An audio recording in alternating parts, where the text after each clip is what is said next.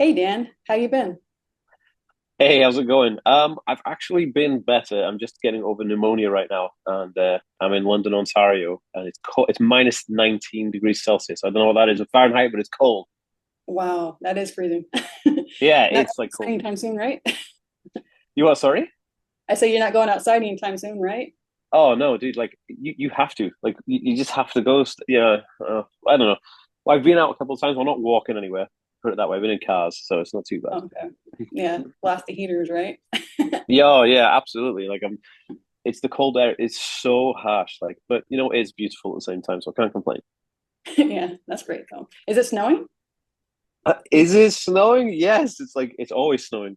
Um, there's so much snow. The snow banks at the side of the road are probably about 10 feet right now.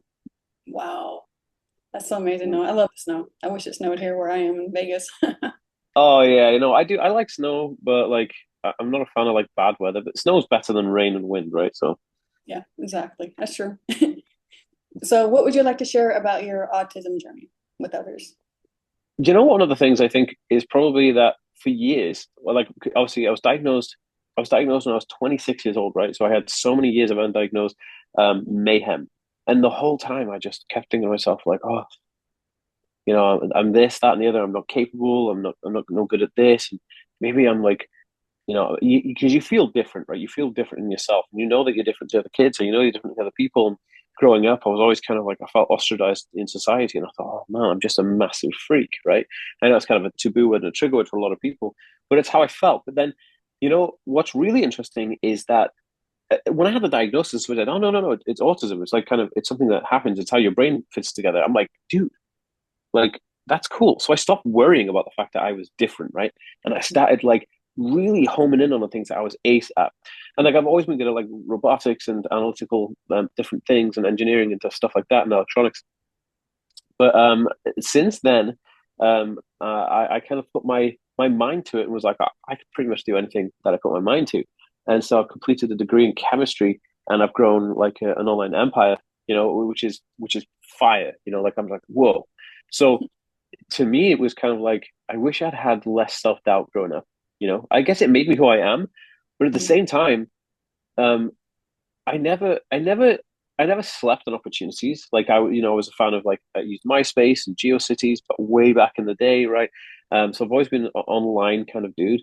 But then when I had this like lack of self confidence, right? I was like, oh, I'm not feeling as confident as I would like to be in a certain situation or whatever.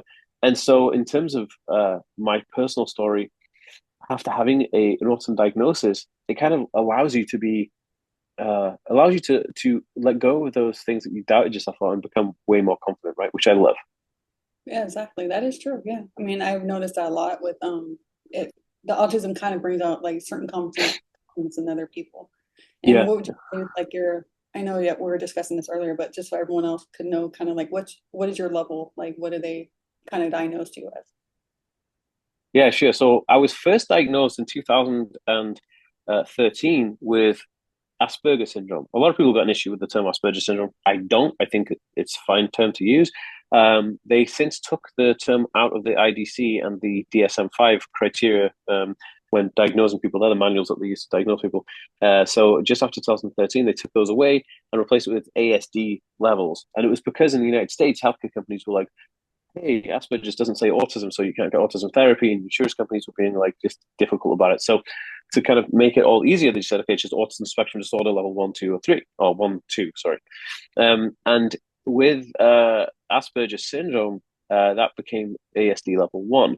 However, I had an updated diagnosis, more in depth, about 2 or 3 years ago, and they classified me as an ASD level 2 with alexithymia, um, pathological demand avoidance, um, uh, OCD, dyslexia, and I have ADHD combined as well. So there's a lot of things going on there, which is quite interesting because it does.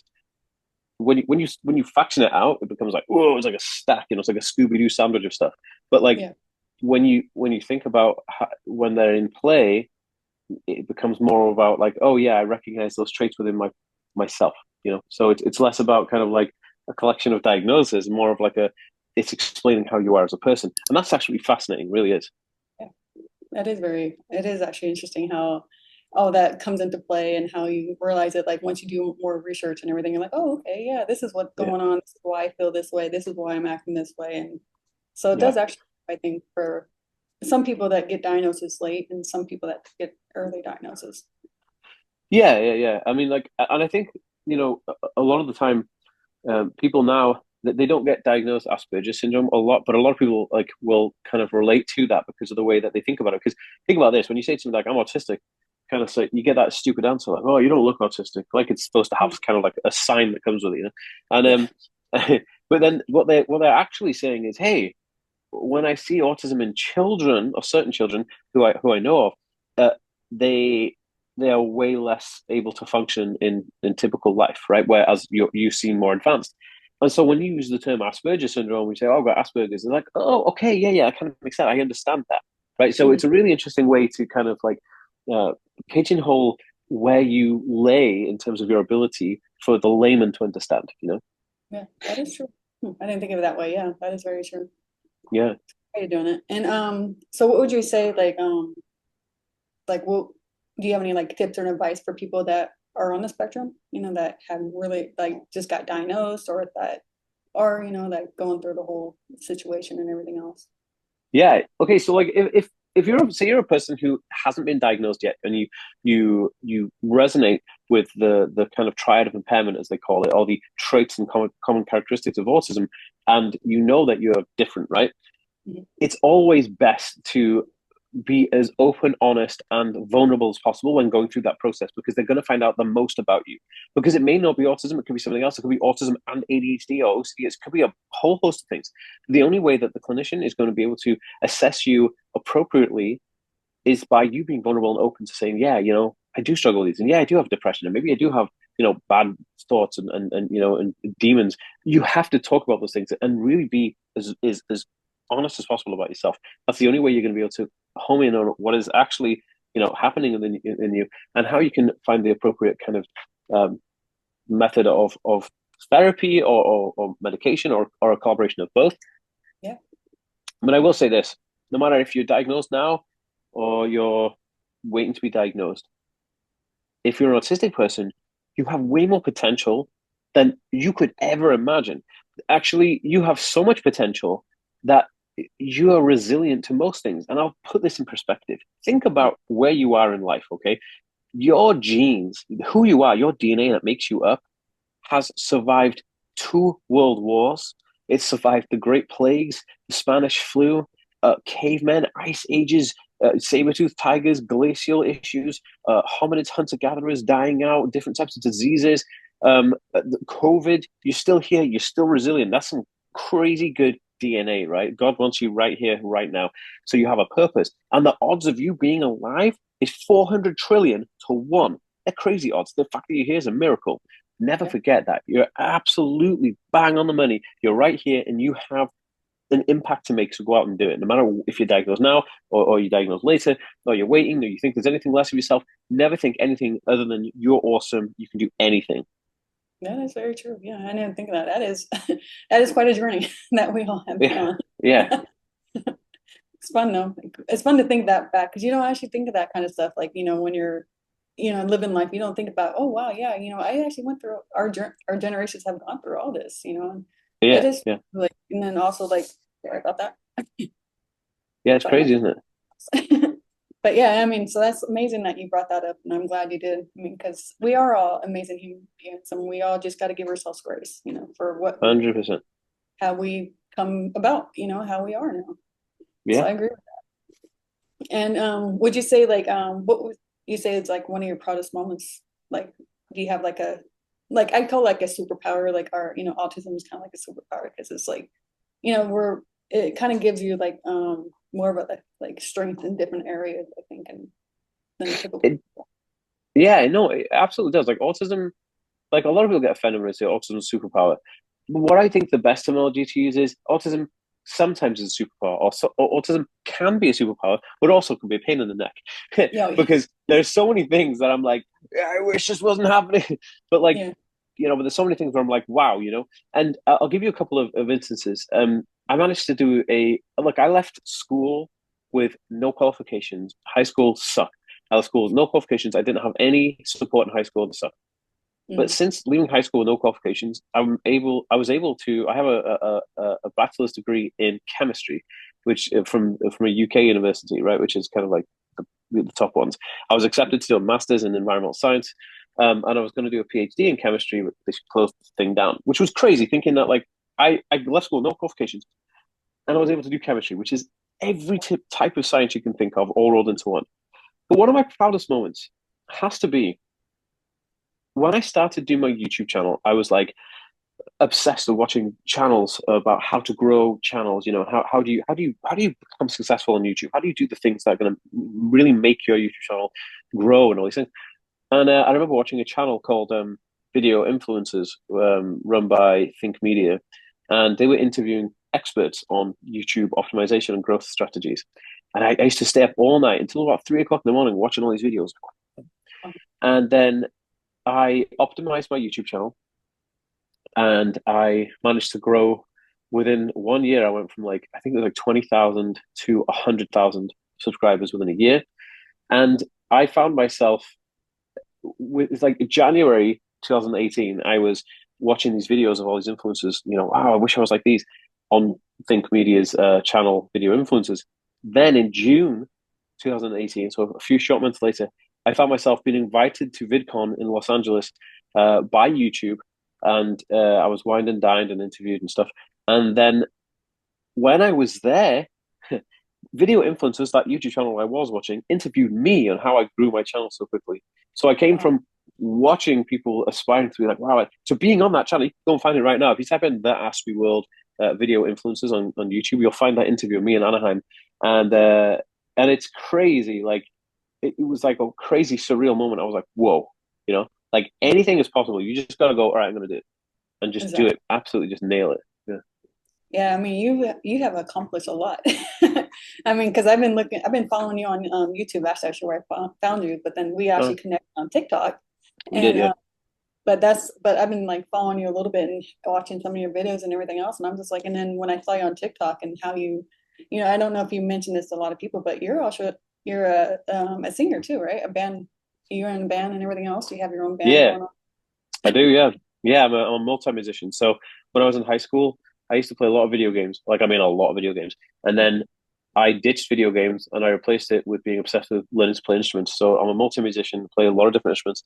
And then I obviously being when I was 16, I joined an Elvis Presley tribute band in the UK. We were the Oh, biggest one in Europe. Like, we used to play back-to-back sold-out shows in like theaters. It was dope. And like at 16, I was earning like $400 a night. It was nuts. Like, sold out wow. venues. It was crazy. So I was playing bass guitar. And then I started my own band. I've been in about two or three different bands, and we've had records out, signed to different labels. I've got a record out in Japan, record out in the States, and I sing and play bass guitar in that band. But I'm also like working on my solo stuff. But yeah, so I've done a lot. Like, music as well was like really big. I've got been on television and radio and stuff. So, Yeah, no, that's awesome. Yeah, because I've been listening to music and it's actually really good. I liked it. oh, thank you so much. Kind of If remind me you, of like Goo Goo Dolls a little bit, kind of like that kind of thing. I guess if that makes sense. I mean, kind of like yeah, in that, right? that's correct. Yeah, American high school rock or like or college rock, right? So Yeah, so yeah, I thought that was amazing. I thought that was cool. I was like, wow, that's actually really neat that you're able to do all that. I mean, because sky's the limit. People think they always put like a label on, like kids or people on the spectrum that okay, well, they can't do as much, they can't achieve as much. But I mean, that's why I like having people like you on here that can show that there sky is the limit. You can do so much. you can And literally do anything. All you got to do is believe in yourself enough to actually do it. Like, if you go like, what I want to do is this. Okay, this for instance, I was like, I wanted to write a book. And I had no idea how I was going to write a book, right? So I was like, yeah, I'm dyslexic, I have ADHD and autism. There's no way I'm sitting down at a desk writing a book. But I got a publishing deal. So I was like, oh, shoot, I got to write this thing. They paid me. Jeez. So wow, I was like, how am I going to do it? So it was a problem versus solution scenario. I don't see things as problems. I see things as potentials towards solutions. So we don't have problems, we have solutions. yeah, So if we know a problem exists, we only know it exists as a problem because we know the solution exists, right? So execute the solution. So my solution was this: I'm really good at running. So I do a lot of running. I'm training for a half an Ironman, and then going to do the full Ironman Oh in wow. a year and a half. So A lot of um, work.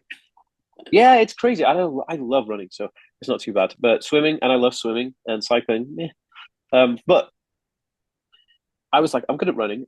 And when I'm running, I listen to audiobooks and podcasts. That's how I learn things because I'm getting tactile feedback, right? So I was like, what if I reverse the process? What if I go running on a treadmill and I speak to my phone to dictate out all the thoughts from my book? So I did that, and that's how I wrote my book. I didn't Oh actually type anything out. I spoke to my phone whilst running for an hour on a treadmill every day for 8 days. wow. That's actually very wow, that's amazing that you figured that one out.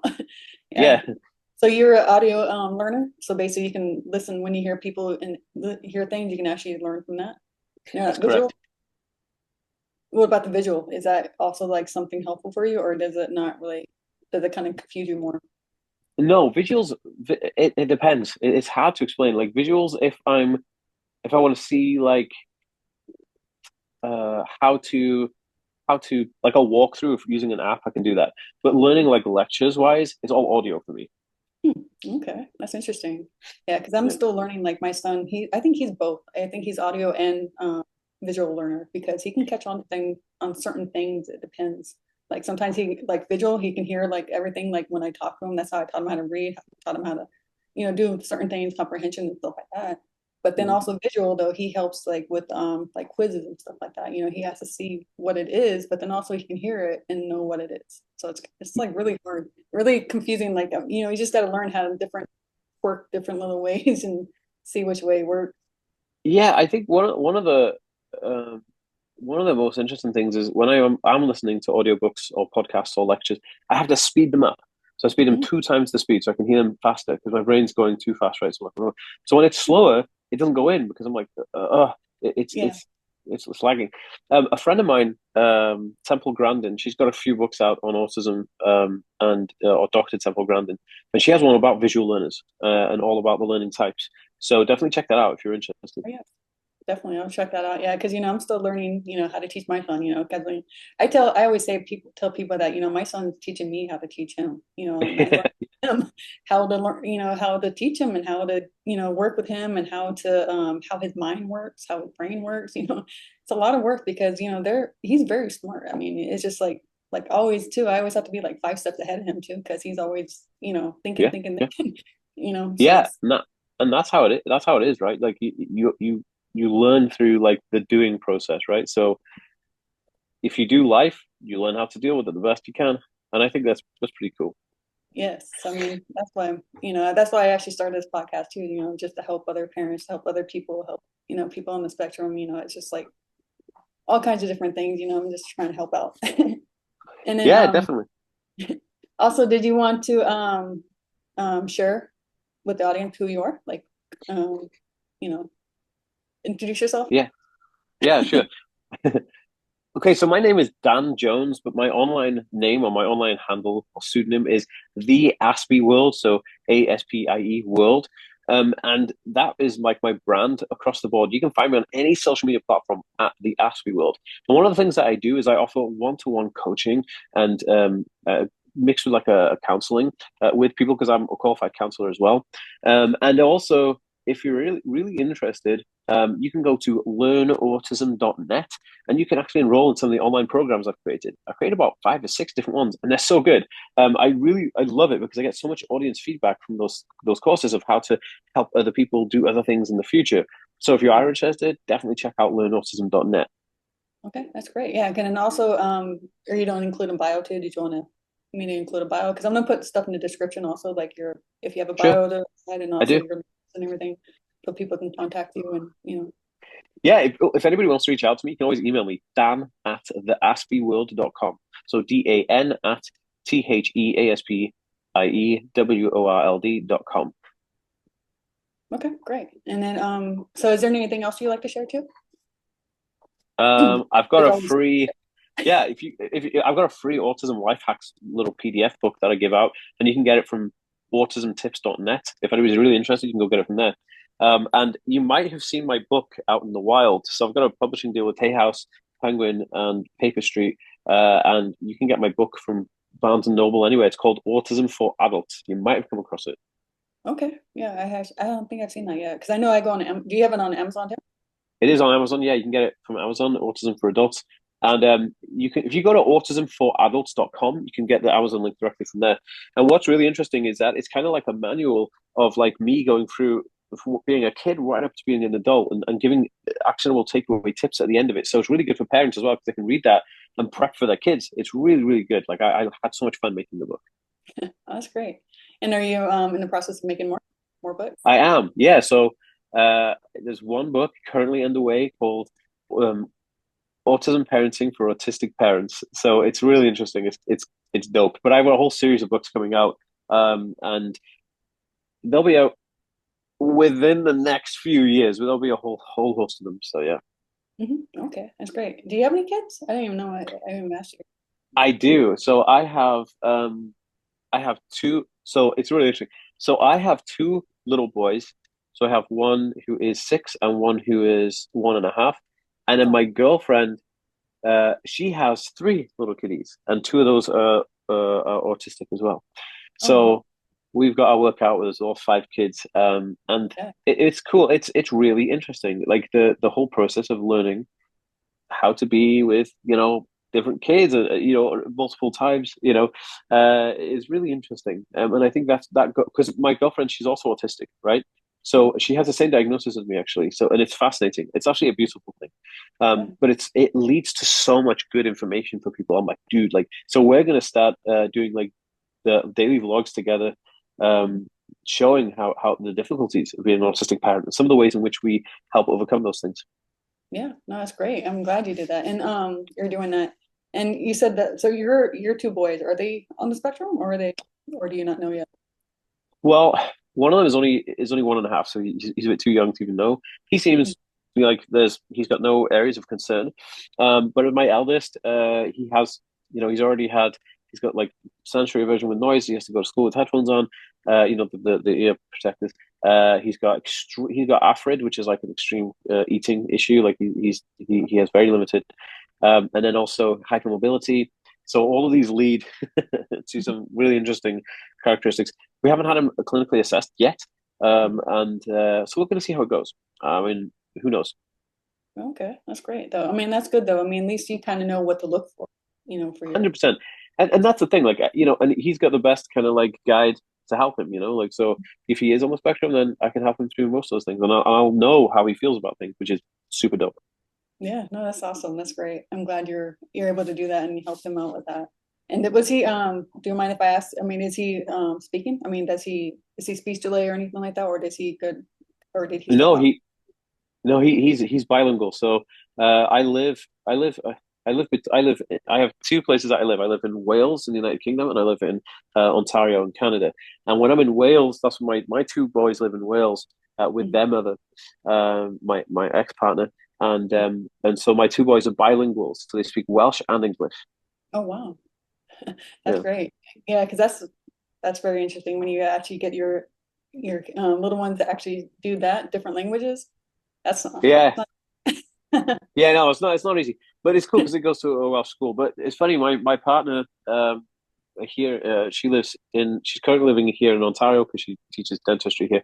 And her three kids. So she's Brazilian national, but it's lived in Canada for like 15 years or whatever. But so she's Portuguese. She speaks Portuguese and English. So her kids speak Portuguese and English. So our house is crazy. It's like Portuguese, Welsh, English. Like what other languages can we throw in the mix? Like wow. That's great. That's good. The more yeah, languages they can learn, the better. yeah, yeah, 100%. Become kids of the world, right? Yeah, especially when they're younger too. It's a lot Oh helpful. yeah, Because I was actually trying to 100%. teach him how to do Spanish, but he was doing pretty good, and then all of a sudden he stopped. So Yeah, Spanish is a good one. Spanish and Mandarin are really good to learn other than English. yeah, and also German too. German's kind of like it's a little bit easier because it's kind of like English, but It is, and it was funny. Me and my girlfriend speak German together because she knows a lot of German. I don't know why, but I did German in school and I speak quite good German. So yeah, oh, that's great. Yeah, because we're actually learning off. I don't know if you heard of it, Duolingo. yeah, I used Duolingo. Yeah. Yeah. Okay, So okay. Here we go. We get what's that? we get. Oh, we get yeah. The, wow. Actually, I don't remember that because I'm trying to. Doesn't that mean hello, right? Or Yeah, yeah, yeah. Like, hey, how are you? yeah. Yeah, because I was actually learning German and Native American. I actually learned how Navajo. You ever heard of Navajo? Whoa, I've heard of it. I've never heard it being Yeah. spoken though. Because I'm actually Native American, and so I was trying to learn my language. Oh, I love that. I love that. I love it. I have so much love for the Native American people. Like it's like off the charts, dude. Thank you. Yeah, because I was learning that for the longest time, but then I stopped because I was trying to do like three different languages all at once. I was like, okay, I don't think this is working now. Because I was trying to do German, I was trying to do Native American, I was trying to do Spanish. I was trying to do all those languages all at once, and I was like, my mind's got overflow. Yeah, Duolingo's great. Duolingo's great, and I love it. I think it's a great app, and it gamifies language learning, which I think is like dope. Yeah. And that's why I think it's good for kids on the spectrum too, because it teaches them another outlet on how to better like how my son, how he has English, he's still working on it, his English. Hmm. And Hmm. so when he was doing like the Spanish and stuff like that, he had to use different, vowels and everything else. And so I think it was Yeah, actually, but now I gotta get him back into it. Trying to finish yeah. it. It's always handy. Like having more than one language is pretty dope. So Yeah. it's always good to have that extra one. Right, my battery's about to die.